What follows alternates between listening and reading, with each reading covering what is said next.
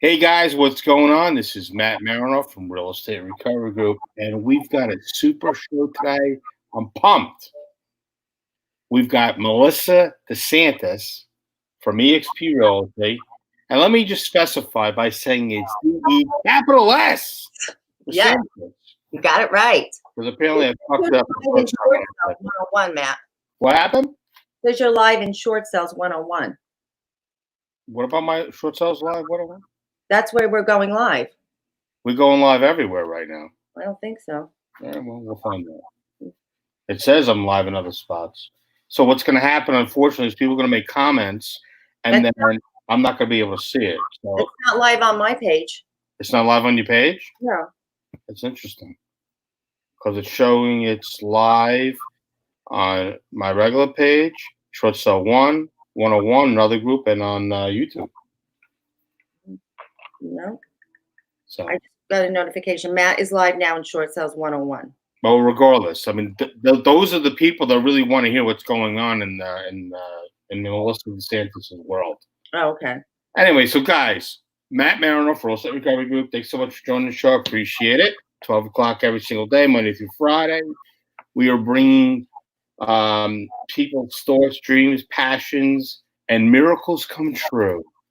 So today we have Melissa DeSantis, as I said, and Melissa had a major altering decision that she had to make in her life to leave corporate America and get into real estate. And today we're going to touch on real estate, but we're really going to talk about now is the time to follow your passion and follow your dreams, and for people to really figure out what is it they want to do. Melissa left a very, very big town in the world called Utah State. It's a state. It's not a town. I corrected myself. Yep. I feel like I'm back in high school. And she left there, and then she went to the Big Apple, which I got to tell you, it takes a lot of balls to leave something so small and go so big. So you left the medical industry, and you started your career in real estate. And obviously, being in real estate 9 years, you decided to open up your own brokerage. So No, you, not my own brokerage. what's that? This is not my own brokerage. It's a branch office I apologize. It Okay. is a branch office within EXP. within EXP, but you got your brokerage license. Right, right. I gotta tell you, it's pretty impressive because people just get their real estate license and they never get their brokerage license, and obviously there is a difference. So, Melissa, you wanted to come on today, as I asked people that I think that bring value in any real industry, but obviously we're in the real estate industry, so you wanted to come on. You want to talk about dreams and passion. So why don't you tell everybody a little bit about yourself? You know, give them the elevator pitch, and then we can get going. Okay. You want me to go all the way back? Well, I mean, did you ever have bangs? I did have bangs. Yeah, that's pretty scary. I should have brought a picture from high school. The big curly hair. Did your mom ever cut your hair? Like, did she ever put a bowl of your head? I think that's just for boys. Well, I don't know. I just picture some girls. Yeah, I just had the big curly hair, with the hairspray and everything. You know, really, not for nothing, but right now everybody's posting their high school photos right now. Yeah. Which a buddy of mine, Matt Weber, actually said on Facebook, "Why the hell is everybody posting pictures?" And I don't really care. Mike Weber. Matt or Mike? No, Matt. Okay. From Alpha Funding. And quite honestly, I don't know why people are posting those pictures. If you're gonna post something when you're younger, when you're new, compared to where you are right now, and do the side-by-side glance, and then we can see the real picture of really how gracefully people are really aging. Good idea. Okay. All right. Well, the train is falling off the rails. So, Melissa, tell us your story. Okay. So, yes, I moved. I grew up in Utah, and literally the day after I graduated high school, decided I was moving to New York City.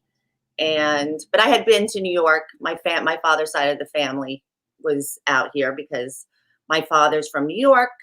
He's Jewish, like you, right? My mom's Mormon. So they met. Yes.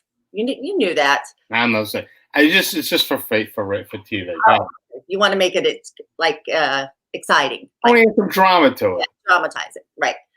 And so not really normal, by the way.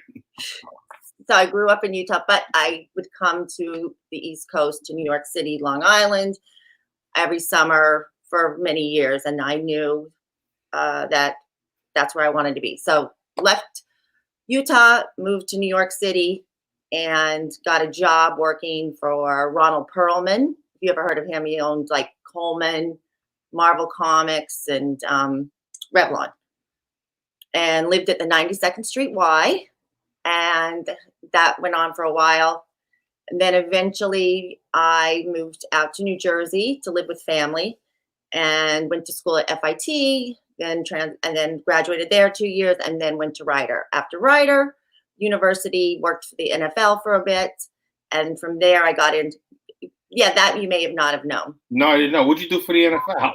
I was in the internet department back in 1998 when like the internet was just coming out. And I remember they hired me, it was like through a recruiting company, and it started out as a temporary position. I remember going, well, what is this Google? What is this Yahoo? Like, I didn't know they were search engines. Like, throw it up in the Google. And yes, my brother and my dad were devastated when I left the NFL because I used to get Super Bowl tickets for them. But then I went into medical sales and was there for several years, and that's how I eventually got into real estate. How did you actually tell the story how you actually got into real estate? Because I think people really need to hear the story of how you got into real estate. Well, I was in medical sales, and it was a great job, company car, expense account, 6-figure salary, bonuses, but I wasn't passionate about it. It was just kind of like, and it was kind of going through the motions. And during this time, I was selling my townhouse and buying my new house. And I was less than impressed, let's say, with my realtor. And I was like, oh my gosh, if she could do this, I can definitely do it and do it 100 times better. I felt like it was really not a relationship type transaction. It was more about she just wanted to get it to the closing table, get her check, and move on. And I didn't. So you said it wasn't about the experience, it's about her making money. It was about her getting her check, right? And she didn't have my best interest at heart, I felt. Mm-hmm. And I said, if I want to get into this, I'm passionate about it, but I don't want to make it about just the check at the end, at the closing table. I want to get in. I want to try to do whatever I can do to lead people or help people make the best decisions. Buying a house is most likely your biggest financial decision you're ever going to make, as well as selling. So I said, if she can do this, I'm definitely can do it. Went and got my real estate license and started part-time while I was still in medical sales. And then I quickly realized if I was going to be successful, I had to give up medical sales and make the jump into real estate. And that was in 2007. And we both know what happened in 2007. The market tanked. Mm-hmm. It was a scary time because here I had given up so much security. And when you get into real estate, I don't think you're ever prepared for the expenses involved. You just don't realize initially how much you're going to have to spend in order to end up making an income. Right. Were you married at the time? Yes, I had just gotten married. 2006, I got married. Gotcha. So at least you had that type of. Yeah. So that was helpful. Well, that's good. Mm-hmm. What do you got? A 40 ounce? What is that? I know, right? I should have filled it with vodka, especially when talking to you. I don't know how to take that. I'll take that with a grain of salt. Yes. That's okay. So, all right. So you started in the industry 2007. Did you have a mentor? Did you start with a big company? You don't have to say any names. Did you start with a big company, small company? What was your expectations at that time? Because, when you get out of real estate school, they don't really teach you how to be a real estate agent. No, they don't. They teach you the basics. Right. No, it was a lot of figuring it out on my own. I mean, there was somebody there that helped me a little bit, but not where it was like what you're saying, a mentor. it was a lot of figuring it out on my own. And I started calling expireds. And my first clients were Mary and Jesus. I kid you not. I'm sorry, what was that? Their names were Mary and Jesus. And your mother must have been excited about that. Yeah. Yes, those were my first clients because I was calling expireds. Okay. And then, as we know, short sales. That's kind of what I got into when I first got into real estate, learned how to do short sales. Mm-hmm. And that was my business for 2007 and 8, I would say. It was doing a lot of short sales. When we met, you were actually doing short sales for 10 years at that period. So you see the hardcore of the whole short sale process was really 2 years ago. Say that again? The hardcore? Well, basically, you had stated that you and I had, when we had met, you had already been doing real short sales for approximately, 10 years. Yeah.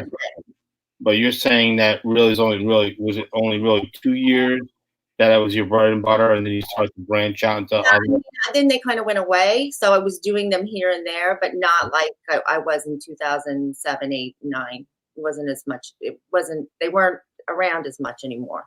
So what would you say the bulk of your things were in the beginning? Like 100% short sales? No, And then 100%. what's that? Not 100%. What percentage? I would say 60%, 60, 65. And then what happened? 2 years later? And then 2 years later, I was still doing them, but they weren't around as much as they were before. So I started working on other lead generation and building my business that way and really focusing on the clients I had serviced previously and working referrals with them and building my business that way. So, one thing that you had noted in the description is that you were essentially riddled with anxiety, Yeah. fear, unknown, struggling, wondering if you were making the best decision or the right decision, doing what you were doing. The fear that you had in wondering if you're, I guess, assuming making the right choice. Was it always something that you, like when you left Utah and went to the Big Apple, were you like, what the hell am I doing? And then you got there and you're like, really, what the hell am I doing? And then was it every step of the way, what the hell am I doing? Until right now. And then you got your real estate license, killing it. And then you're like, you made a big jump from being a real estate agent to doing what you did to opening up what you have right now. Were you like, what the hell am I doing? It sounds like every step of the way, you're like, what the hell am I doing? Well, no. So I think you should be. I think you should throw your hat in the ring and be president of the United States. Oh yeah, that would be scary.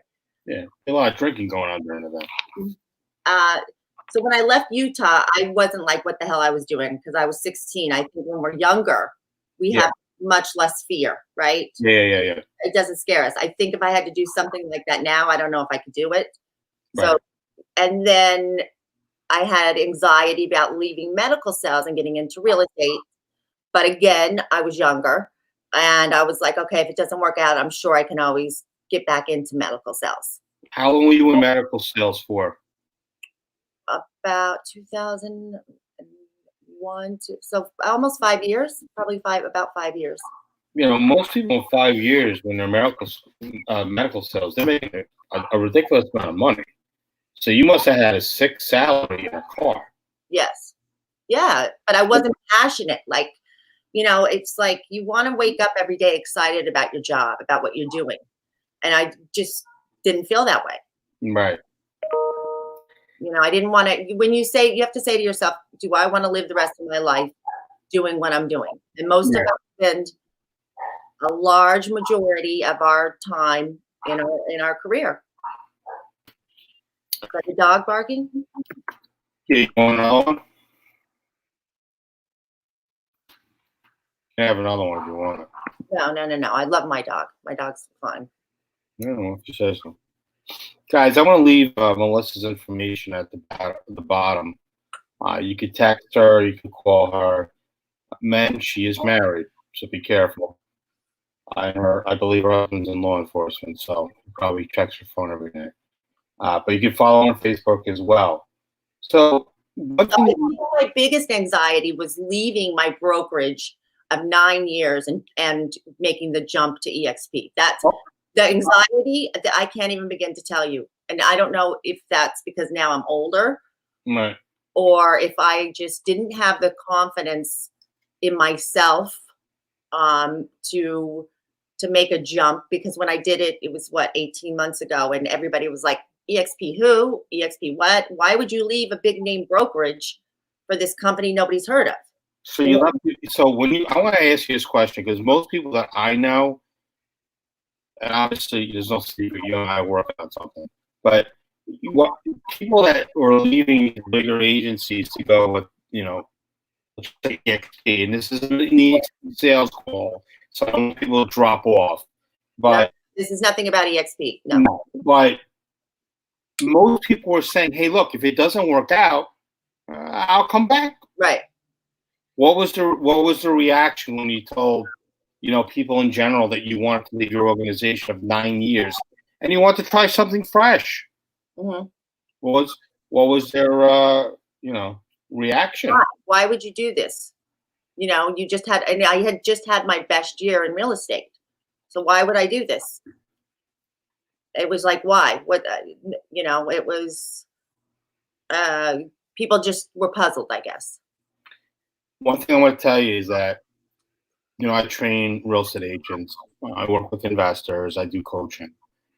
And the one thing I tell people is, you stop growing. Right. You stop learning, you're going to die as an individual. Mm-hmm. If you're a real estate agent, and I say this all the time, and people think I'm nuts, you're a real estate agent, you're an entrepreneur. If you don't believe that you're an entrepreneur, go back to your 9-to-5 job. 1,000% you're an entrepreneur as a real estate agent. You will never be successful as a real estate agent if you've got the mentality, I've got my license, I'm going to go out there. And most people don't look for mentors. I ask people when they come out of real estate school or fresh in the industry, when you guys are in school, do they really talk about distressed real estate? And I guess really what it is, and I asked my wife, who also was a real estate agent, and she said, because she has a photographic memory, they don't talk to you about getting a mentor. They don't talk to you about, really what it's going to take to be a real estate agent. They're just there to get a license. Right. I think at the end of it, I mean, I really think that they should have something available for people that are getting into it and going for the big license, where agencies can have a portal or people that want to promote themselves and say, look, this is why you should join our organization. And you'll see how many people actually sign up for it, because I love when people say, hey, I'm with so-and-so. Cool. So sell me this pen. And they look at me like I'm from fucking planet Mars, because they don't know how to sell. And they're going into real estate. And quite honestly, I think, if you're going into a craft in the field, give me an example. You're a doctor. You go to school, graduate, medical, you go into internship or whatever it is. What is it when you're in a hospital? I don't know what the hell they call it. Fellowship. Isn't that a fellowship? Fellowship, whatever the hell it's called. You don't graduate medical school and all of a sudden start doing heart surgery. There's steps that you have to follow. Right. No, but anybody can get a real estate license these days. Anybody with a heartbeat can get a real estate license. And you come out and you're like, what the hell do I do? Well, not only that, but because people make it so glamorous. But right. Listen, I had a little conversation about this with somebody yesterday who happens to be a real estate agent. And the conversation pretty much went like, it's amazing how people in general don't understand the work that's really behind it, because they make it seem so easy. If you're getting into real estate, you have to understand technology, because the older agents are starting to drop off and retire. My thing is, if you're an older agent in this industry and you started with your dreams and your passion in this industry, Bring somebody in that's young, that understands social media. Right. You got to be a real estate agent. Right. Now, the response I get from older agents is, I got 5, 10 years left, or I got 3 or 4 years left, and I'm going to retire. Why not maximize it? Give them your cell phone number. When you leave, earn money while you're retired. Like, why would you ever want to, like, real estate? Why would you ever want to leave the industry? Like, to me, once you have everything in order and you understand how technology works, I hate to say it. Look, this is this is how I used to get. This is how you used to get with your friends back in the day. You know what that is? That's a telephone. That's a genuine telephone, and it lights up. Like so. That's how you got a hold of people. Much like the MLS. I spoke with an agency the other day. Again, young guy coming on, working with family, following his passion, loves it. He's trying to get his family to switch over and get more involved in technology. And he had to fight his father back in the day from the book, the listing of the book. He was afraid of the MLS. He didn't want properties on the MLS. He's like, Dad, if we want to keep surviving, we got to keep growing. We got to keep learning. So, what would you say to somebody right now that's stuck at home? It doesn't have to be real estate related. What would you say to someone about following, their passion and their dream? Christ, you're stuck at home anyway. Right. The majority of the people, do something about it. What's your thought on that? No, I just think, well, can you see my shirt? Dream, believe, achieve. Beautiful. Yes. So I just think that, especially this time that we're in, I think it's an easy time to kind of crawl into a hole, right? And everybody's, I'm sure, has had good, bad days with this being stuck at home. But when you look back, you're going to look back one day and you're going to say, how did I spend my time? And we've never had a time, and I keep saying the word time, we've never had a time where we've had so much time. So let's make the most of it. If there's something you have always wanted to do, and I'm not talking about, learn a foreign language or what. Yes, you could do that. I'm talking about go deep and say, what am I passionate about? Like, if I could have my dream job, if I could live my dream day every day, what does that look like? And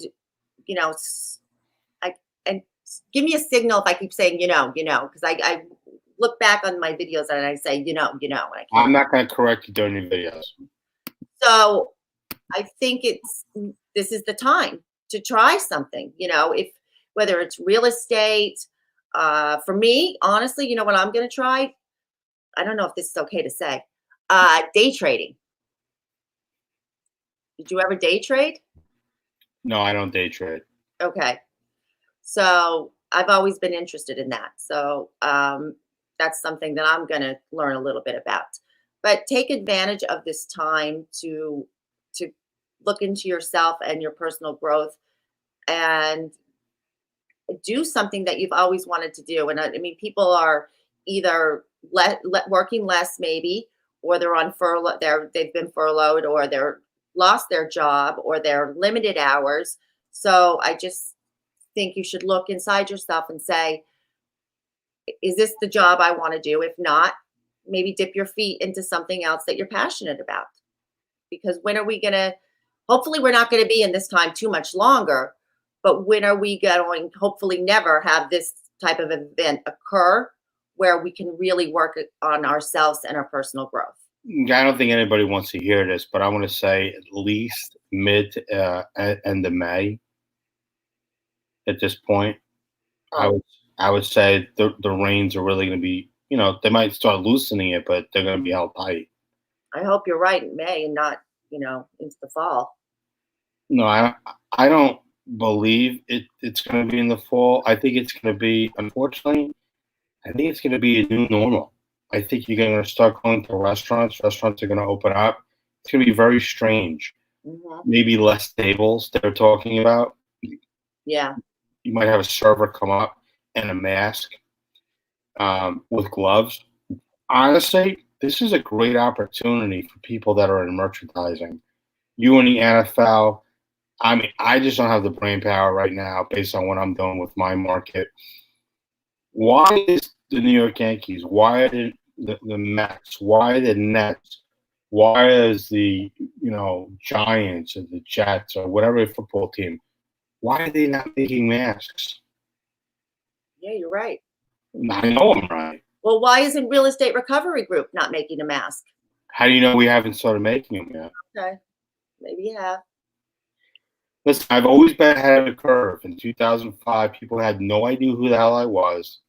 2007, 2008, they were lining up to take the classes. I didn't have the marketing power behind me with the company that I was with. We started in, the Upper Oregon County area and slowly making a name for myself. You found me somewhere on Facebook and liked something and reached out to me, and we helped somebody avoid foreclosure together, which that's a type of different story. But as far as dreams and hopes, I would hope people would take the time right now that they're at home and follow their passion. I mean, there's plenty of things out there that people can do online to better themselves. Right. And if you're on unemployment, this is even a better time because you're getting paid anyway. Call unemployment and they say, look, if I want to go back to college, it's going to be online anyway. Yeah. Why not get paid to go back to school? I know my mom had gone back to school, I think in her, let's say her in her 50s, and the state paid for her to go back to school to learn something. Yeah, my mom went back to school in her late 40s and became a nurse. Is she still a nurse? Mm-hmm. So she's out there in the field. Yes. Got it. You still got your NFL connections? No, I don't. I need to keep in touch with them. I'm sorry. That's a shame because we could have made a shitload of money right now with those masks. But it's true. Why are people not marketing their company with masks? No, you're right. I think they should be doing that. Gloves. You could do gloves. I said gloves. Absolutely. I think the gloves are going to be disposable. But they could do it. They could do creative things on the rubber gloves. There's a lot of different things. This is a great idea for somebody who does merchandising. No, but the time that we're in, the era that we're in, is such an opportunity for entrepreneurs. You can do whatever you want to do. It wasn't like this years ago, I don't think. I think people just panicked in general because of what's going on, and they have their head in the sand. They're so panicked about what tomorrow is going to bring. Right. But I mean, look, even in our industry, it's still lucrative. People are still, doing stuff. I spoke with one of my mortgage friends the other day, Chris Alessio, and he told me that at that time he actually got 6 files from other individuals because mortgage companies were changing the guidelines and their rates and the percentages and credit scores and stuff like that. So I don't pretend to understand, the mortgage side of the business, but this really is about, people following their dreams and their passion and trying to figure out what they want to do in the industry. I want to turn it over to questions. So if anybody has any questions right now, feel free to ask some questions to Melissa. Maybe she can give you guys some type of guidance. Maybe if you want to work for the NFL, maybe she can give you some information on that. Maybe if you want to get divorced and you want to go live in the YMCA. If you want to go to Utah, get out of here, go to Utah. Want to take a trip to Utah? Maybe you can go hang out with her mom and dad. I saw a picture of her father the other day. He looks like a real character. Yeah, he's a character, right? He is Jewish after all. I'm gonna leave it at that. Yeah, you two would get along well. 100%. Yeah. But anything that's out there that you guys want to reach out to Melissa, 100%. Because I'm finding a lot of people don't want to ask a lot of questions on live. Because I don't know. I feel like maybe people are shy. Maybe they're worried people watching. Maybe that's why. People what? Maybe nobody's watching. They're watching. That's funny you're saying that. That's not nice. Well, we got a couple people watching here. Yeah. We got what? Your mom, your wife. Oh, you're funny, right? I believe we've got a person named Alfred. We've got Kathy. We've got Mike. We got a young lady named Lauren that's watching right now. So there are people that are on here that are watching. I just wish people would ask questions. This is a perfect time. And look, you're the perfect person, perfect example of somebody who's willing to put themselves out there that's going to want to help others and point them in the right direction. And I think that's important. I mean, look, you don't have to take time out there any day right now to try to help people. You can just do what everybody else is doing. It's either Netflix or chill, or they're on TikTok making all these crazy videos. I need to learn TikTok. That I need to learn. Yeah, I didn't feel good last night or the last 2 days. I've had a migraine, so I'm not as funny as I usually am.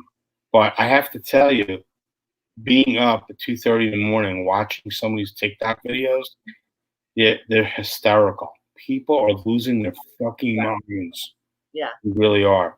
Somebody just posted before, I'm so over this.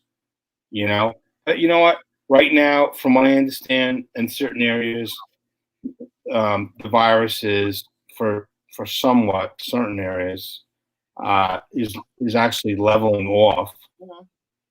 And they're working on the cases that they have right now. I don't think the numbers are accurate. I never thought they were accurate from the beginning. Unfortunately, they started reporting the cases. For all I know, people might have had the coronavirus back in October. Right. No, I think there were people that did. You do know people that had it? Well, they are suspecting that they had it. I know an agent in our brokerage, actually, he was sick for like a good 2 months, and they suspect he had it. Right. Is he okay? Yeah, he's okay. All right. Okay. And so he made a full recovery. Yes, he did. Oh, well, that's good. Yeah. Do you have anything else that you want to add to tell people as far as basically, going there? Someone just walked into my office. Who walked in? Let me see. But he's got to keep the 6 feet distance. Yeah. Well, have him go buy your EXP sign in the back. Okay, yeah, stand here. Say you're on Facebook Live. Hello. Oh, this is Matt Marinoff, Jason Levine. How you doing? What's up, my man? No razor? What's that? No razor? I'm in a quarantine. What am I? I don't shave normally. I'm going to shave during a quarantine. No hairbrush?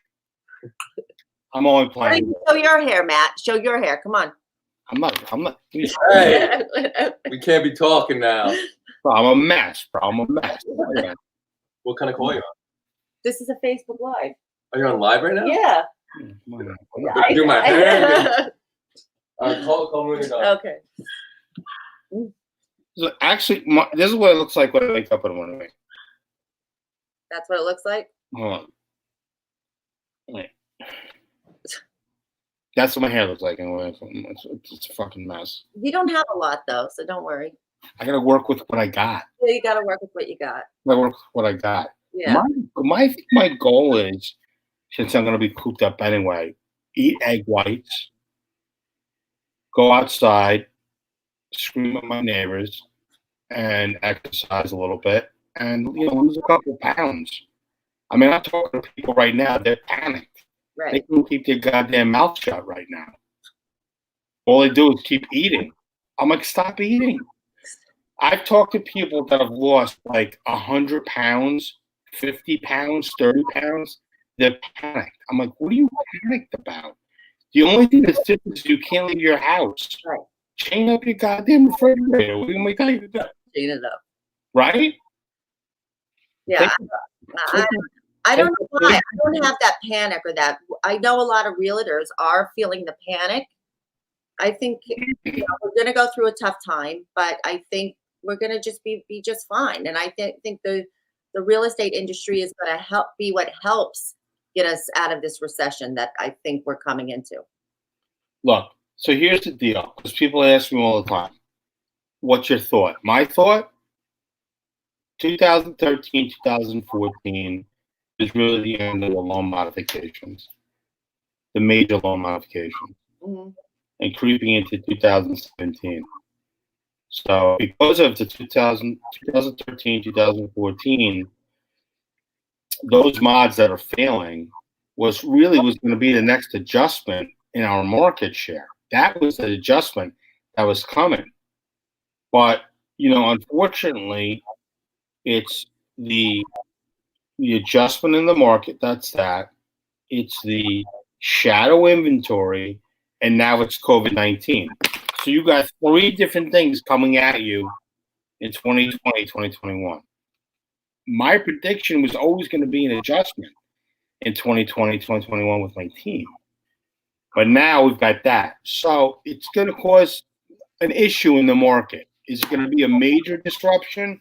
I think it really depends on who you ask. Yeah. Because I think once people, the chase will get loose a little bit, I think people will be out there more. People are still buying houses. Right. And people are still getting into bidding wars on properties. Yeah. So I think it's more or less if the property's priced right and you know what you're doing and you're an experienced individual like yourself and you're making shit happen, that's what's going to happen. So it doesn't look like anybody's going to ask any questions literally online, which I'm actually shocked. So three things. They're either still drunk from last night, right? Or you're starting to drink right now. Now's the time to start drinking. Right. You're inspiring people to drink. I'm inspired. Good. You're inspiring people to be alcoholics. Mm-hmm. Yeah, it's funny. You see these things online, and I'm not an alcoholic. I don't need a drink. I got one. It's like whatever, guy. But do you have any parting words to people right now that really should follow their dreams and the passion? They have the time to do it. And if you are unemployed, reach out to your unemployment and say, look, get paid anyway. We got to pay for you to go back to school. What's your thought on what people should be focusing on right now as far as maybe bettering themselves? Say that again. You were breaking up a little. What do you think that people should be doing right now to better themselves? Whatever they're interested in doing. Whatever they've always wanted to do, I think. I don't think it's the same answer for everybody. It's not. That's what I'm saying. Right. If you could change your whole outlook on life and start all over again, 16 years old, going to the Big Apple, bright eyes, I'm sure you had a little bit of an accent.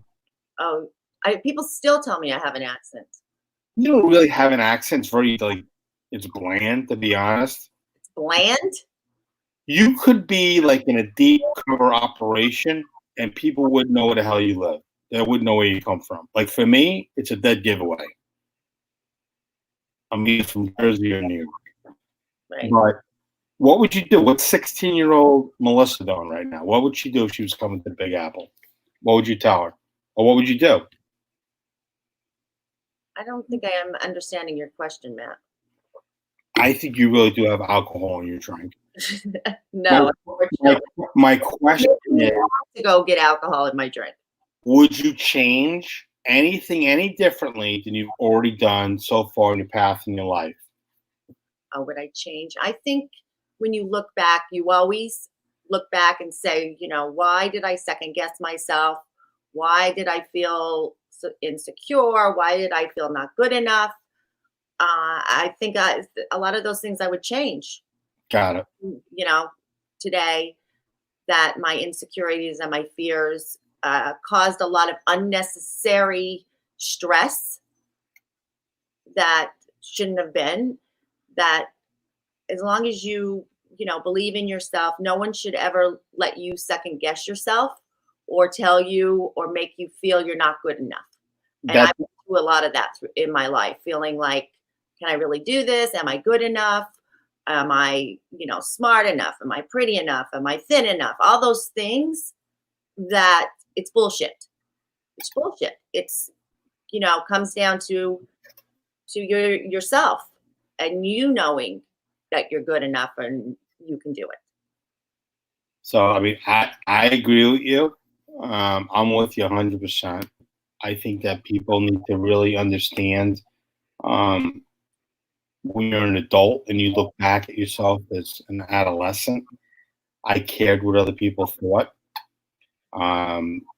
If I was to do things differently, I think I would definitely be more of a GFY. And maybe my life would be completely different. And that's kind of what I install in my kids. Sometimes my wife thinks that I go a little overboard with it with them, but I don't want them to be like, like they have that policy in school, like, you can't, you have to respect other people, which I totally agree. But if somebody's going to come at you and they're going to be disrespectful, they almost want you to, Yourself. they want what? You have to stand up for yourself. No. No? Run and go tell a teacher.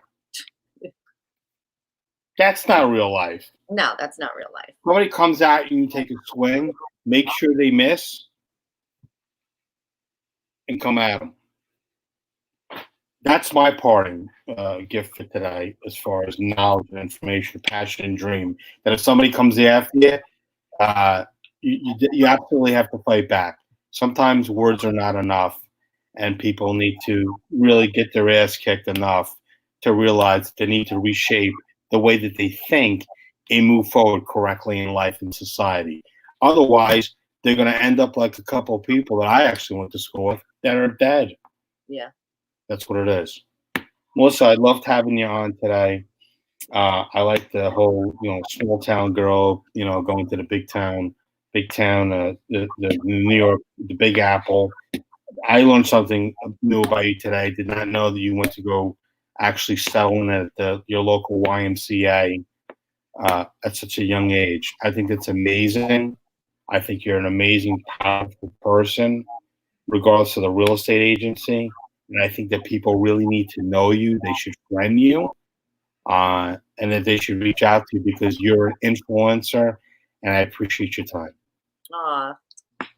How much money am I paying you now for this? I don't know, $25. Now, listen, at the end of every single video, I have people doing the point. So I got to see it. The point. I don't know what that is. You don't know what the point is? Oh, with you. Oh, yeah. Okay. Yes, I. The point. So I want to see you do the point. I never did the point before. And that's why I want to see it live on TV. Now you're putting me on the spot. Yeah, of course. Yeah. So you want me to do that? Nice. I like this kind of Charlie's Angel thing that you got going on there. I like that. All right, so guys, listen, thanks so much for tuning in. It's Matt Marino for the Recovery Group. Melissa Desantis, I really appreciate you coming on here, giving your input on following your dreams and your passion. Guys, as always, Monday through Friday, we are doing these live streams to bring value and showing other people what's going on in the world. So keep tuning in and following your dreams. And remember, it's not a no until you get a restraining order. That's right. Melissa, stay on a sec. I'm going to log off. Hold on.